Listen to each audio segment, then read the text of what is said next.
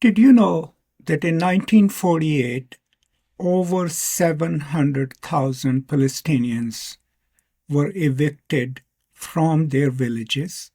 More than 530 villages were destroyed in the process. But somehow, we do not call it an ethnic cleansing. Let's find out a little more about it.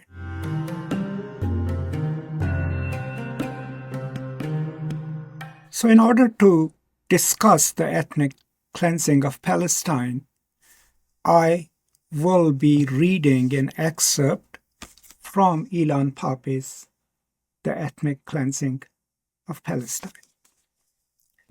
Now, Pappe is a renowned Israeli historian, and this particular book tells the narrative with deep research of how the Palestinian villages were systematically cleansed. And this by far is a major historical account by an Israeli historian that we all need to be aware of. So first, I'll read an excerpt from the beginning of the book, just to introduce you as to how he sets up his historical narrative, and then briefly talk about it. Preface. The Red House. We are not mourning the farewell. We do not have the time nor the tears. We do not grasp the moment of farewell. Why? It is the farewell and we are left with the tears. Taha Muhammad Ali, 1988, a refugee from the village of Safuria. I am for compulsory transfer. I do not see anything immoral in it. David Ben-Gurion to the Jewish Agency Executive, June 1938. The Red House was a typical early Tel Avivian building, the pride of the Jewish builders and craftsmen who toiled over it in the 1920s. It had been designed to house the head office of the local workers' council. It remained such until towards the end of 1947.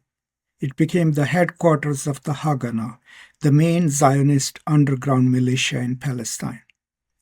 Located near the sea on Yarkon Street in the northern part of Tel Aviv, the building formed another fine addition to the first Hebrew city on the Mediterranean, the White City, as its literati and pundits affectionately called it.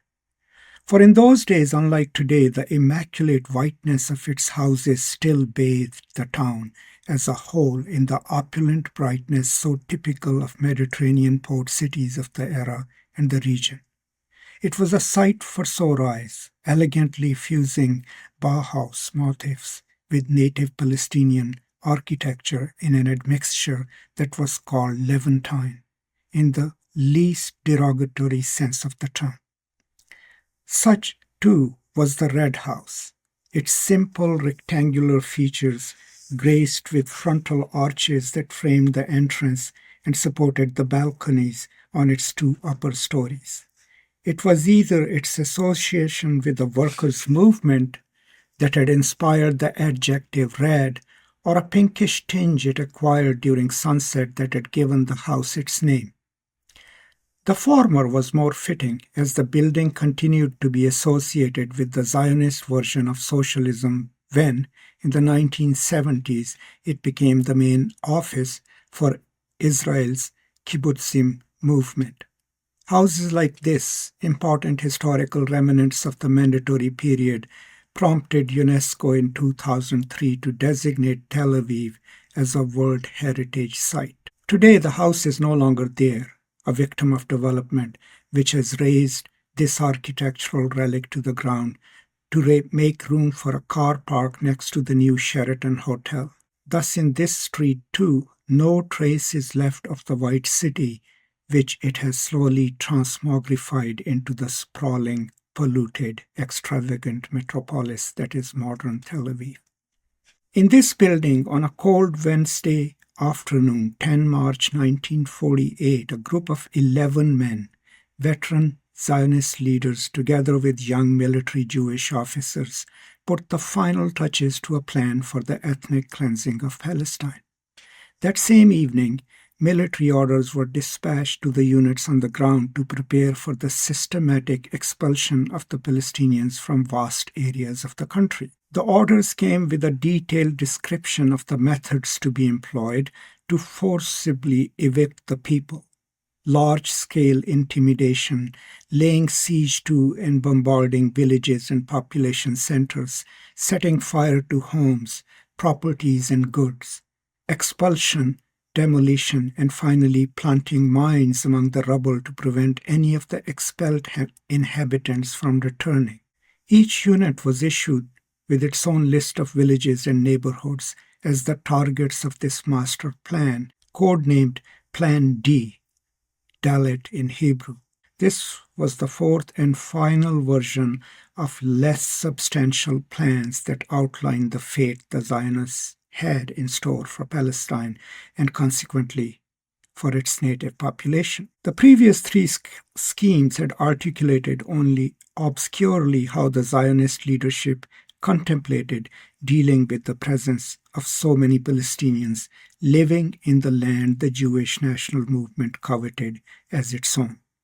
This fourth and last blueprint spelled it out clearly and unambiguously. The Palestinians had to go. In the words of one of the first historians to note the significance of that plan, Simcha Flappen, the military campaign against the Arabs, including the conquest and destruction of the rural areas, was set forth in Haganah's plan, Dalet. The aim of the plan was in fact the destruction of both the rural and urban areas of Palestine. So why did I read this brief excerpt for you? Primarily for two reasons. One, because it complicates the simplified narrative that is taught in Israeli schools and that most Americans here believe. That as soon as the State of Israel was declared in 1948, the Arabs attacked it. And as a result, the Palestinians left to make way for the Arab armies to come and, destroy the fledgling state.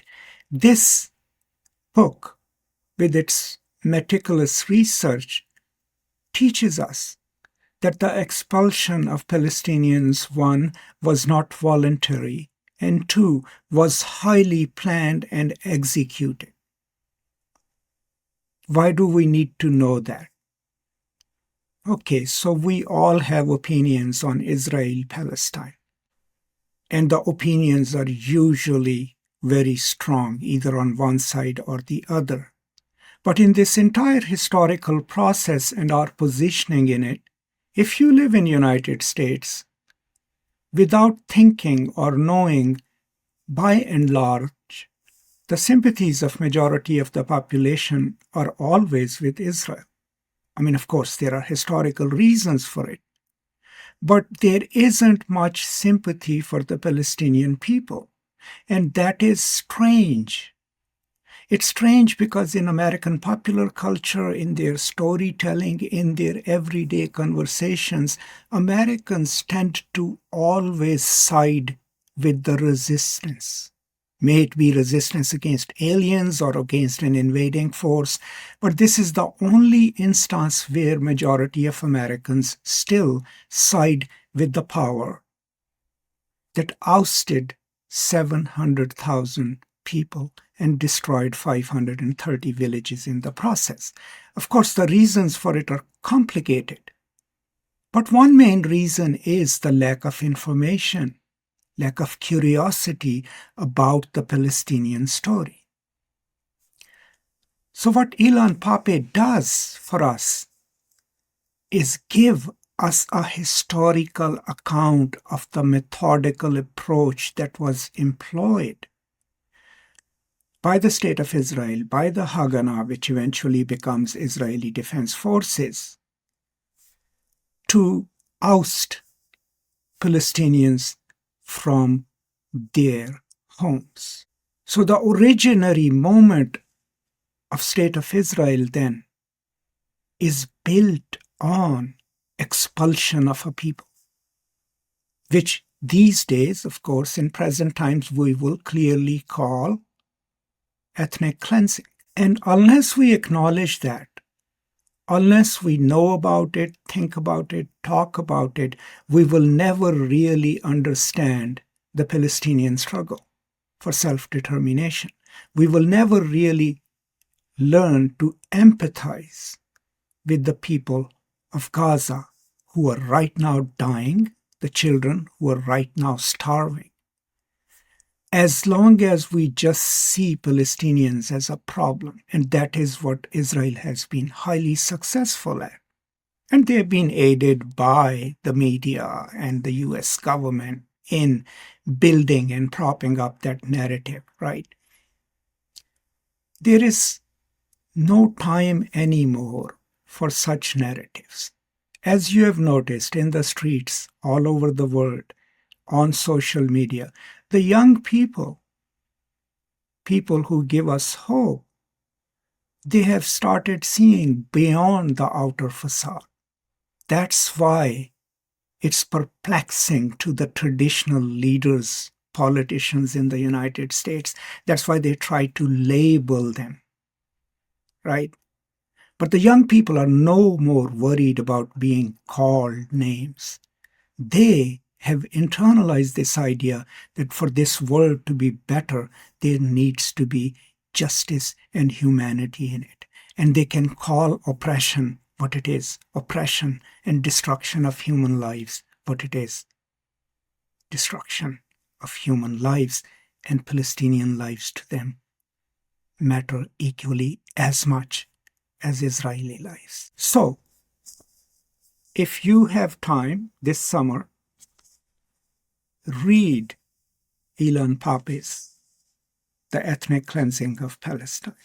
I hope to read it carefully and then maybe share some more thoughts about it, but I do implore you to read it carefully and pass it on to others, because whether you agree with its premise or not, it's better to know this side of history as well, so that you can make more informed decisions that are impacting human lives in Gaza and could impact the future of the region, future of the state of Israel, and of course the future state of Palestine. Thank you so much. Stay safe, take care, and I will now see you next time. Until then, as always, peace and love.